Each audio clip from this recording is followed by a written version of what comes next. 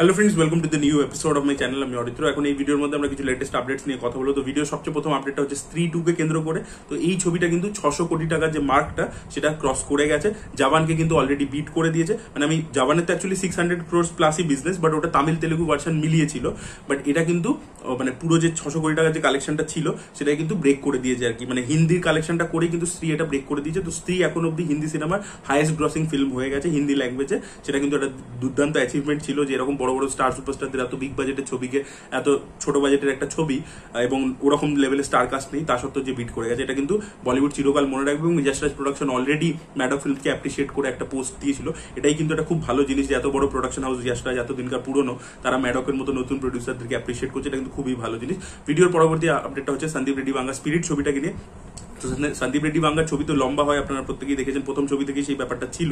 তো এবার স্পিরিট ছবিটাও কিন্তু তার একটা পার্টে হবে না, স্পিরিটও কিন্তু দুটো পার্টেই হবে, বাট তারা একসাথেই দুটো পার্টকে শুট করবে এবং কিছুদিনের অন্তরেই রিলিজ করবে। দুটো পার্টের কম্বাইন্ড বাজেট হতে চলেছে 500 ক্রোর্স।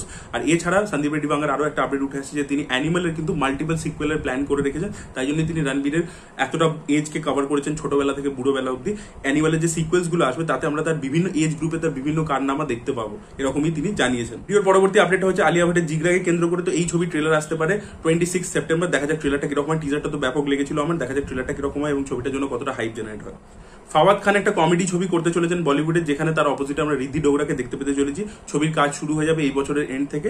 দেখা যাক ছবিটা কে ডিরেক্ট করেন এবং পরবর্তী বছরে কোন সময় ছবিটা রিলিজ করে। ভিডিওর পরবর্তী আপডেট হচ্ছে তুম্বার 2 কে কেন্দ্র করে। তো এই ছবিতে রাহি অনিল ভার্বে, যিনি প্রথম ছবিটা ডিরেক্ট করেছিলেন, তিনি এই সেকেন্ড পার্টটা থেকে সরে দাঁড়িয়েছেন।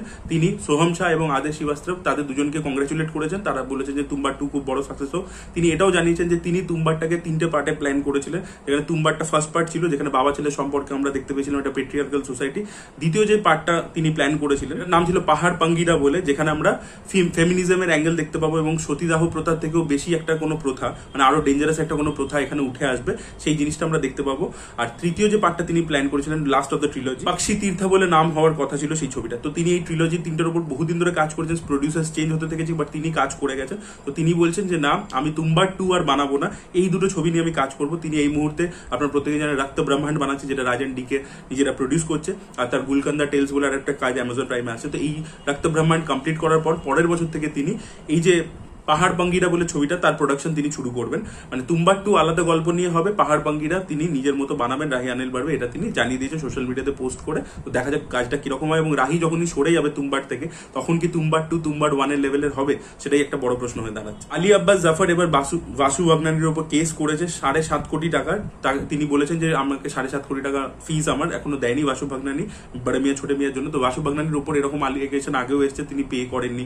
বিকাশ বেল বলেছে তাকে পুরো ছবিটা গানপাত ছবিটা ডিলিট করতে দেওয়া হয়নি। তো এরকম কিন্তু এরকম জালি প্রডিউসার আর কি বাসু বাগনানি, এবং তার সাথে আয় দিনই আর কি কোনো না কোনো টেকনিশিয়ানের ঝামেলা হতেই থাকে। তার অফিসের কলিগরা বারবার বলেছে যে আমাদেরকে পে করা হয়নি। তো এরকম নানান প্রবলেম উঠে এসেছে এবং বাসু বাগনানি পুরোপুরি ব্যাপারটাকে ডিনাই করে গেছে। তো দেখা যাক আলটিমেটলি ব্যাপারটা সলভ হয় কিনা। একটা ট্রেলার রিভিউ করবো। তো প্রথম হচ্ছে কার্তির ছবি আসছে, কার্তি এবং অরবিন্দ স্বামীর ছবি মে আড়গান বলে, তার ট্রেলার চলেছে 27 সেপ্টেম্বর এই ছবিটা রিলিজ করতে চলেছে। তো এই ছবিটা ফোকাস তামিলনাড়ুর উপরই থাকবে। এই ছবিটা নিয়ে আমি এক্সাইটেড, তার কারণ হচ্ছে এই ছবি ডিরেক্টর হচ্ছে 96 বলে ছবিটা বানিয়েছিল, তিনি এই ছবিটা ডিরেক্ট করতে চলেছে। তো এখানেও 96 এর মতো একটা রাতেরই গল্প হবে, বাট এখানে আমরা দুটো ছেলের মধ্যেই সম্পর্ক দেখতে পাচ্ছি, মানে গিয়ে লাভ ইত্যাদি নয়। ডেফিনেটলি এখানে আমরা দেখতে পাচ্ছি অরবিন্দ স্বামী ক্যারেক্টারটা নিজে গ্রামে আসতে ভয় পায়, তার কোনো একটা পাস্ট রয়েছে যেটা কিন্তু তাকে একটা ট্রমা দিতে পারে। তো সেই জন্য সে ভয় পায়, সে আসতে চায় না গ্রামের বাড়িতে। এবার কোনো একটা কারণে তাকে আসতে হচ্ছে এবং কার্তির সাথে দেখা হচ্ছে। সে কিন্তু খুব সিরিয়াস, কিন্তু কার্তি কিন্তু গ্রামের একটা খুব সাদাসিধে ছেলে। এবার এই দুজনের মধ্যে একটা বন্ডিং তৈরি হচ্ছে, সেটাই আমরা এই এক রাত জুড়ে তারা বিয়ে বাড়িতে যাচ্ছে, বিভিন্ন জায়গায় যাচ্ছে এবং কোথাও অরবিন্দ স্বামী এই গ্রামে যে সিম্পলিসিটিটা, মানে ভিলেজ লাইফের যে সিম্পলিসিটি সেটা দেখতে পাচ্ছে, ও খুব ভালো একটা বন্ডিং হচ্ছে।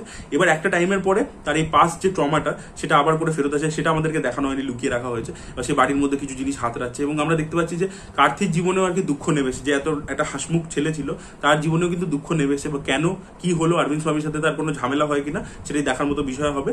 আর আমরা এখানে একটা জালিকাট্টু বলে যে গেমটা হয় তামিলনাড়ুতে, তার একটা দৃশ্য হয়তো এই ছবির মধ্যে দেখতে পাবো মাইট বি। তো দেখা যাক সেটা কিরকম ভাবে আর কি ডিরেক্টর প্লেস করেন। আমি আমি কোয়াইট এক্সাইটেড, কারণ ইমোশন এবং কমেডি এই দুটো কিন্তু খুব সুন্দরভাবে এবং খুব রিয়েলিস্টিক্যালি তো উনি ছবিটা বানান, সেটা কিন্তু এই ট্রেলারের মধ্যে খুব সুন্দর করে ফুটে এসেছে। বলে রকের একটা ছবি আসছে যেটা ক্রিস ইভান্সও রয়েছে, সেই ছবিটা ট্রেলার এসেছে। এই ছবিটা ট্রেলার নিয়ে বেশি কিছু বলার নেই, এটা ওই জুমানজির ডিরেক্টর করছে, জুমানজি ওয়েলকাম টু দ্য জঙ্গলের যে ডিরেক্টর সে করছে।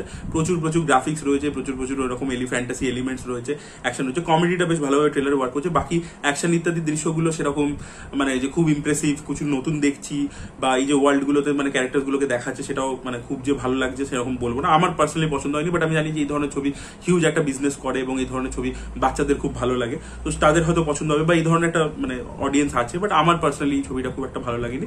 একটা ক্যারেক্টার ওই যে ভাল্লুকের যেটা ক্যারেক্টার পোলার বিয়ার টাইপের, ওটাকে ভালো লাগলো। ওটা আমাকে মনে করা ছিল হচ্ছে আমাদের সুইসাইড স্কোয়াডে একটা সেই শার্কের ক্যারেক্টার ছিল না, যেটা সিলভার স্টালোন গলার আওয়াজ দিয়েছিল, তো তার মতো আর কি ভাইবটা দিয়েছিল। তো দেখা যাক সেইভাবে ট্রিট করতে পারে কিনা ভালো কমেডির সাথে। কমেডিটা কিন্তু ভালো ওয়ার্ক করছিল ট্রেলারের মধ্যে। তো আপনাদের কেমন লেগেছে রেড ওয়ানের ট্রেলার অবশ্যই জানাবেন। আর গ্ল্যাডিয়েটর 2 এর সেকেন্ড ট্রেলার চলে এসেছে, এই ট্রেলারটাও আমার ভালো লেগেছে।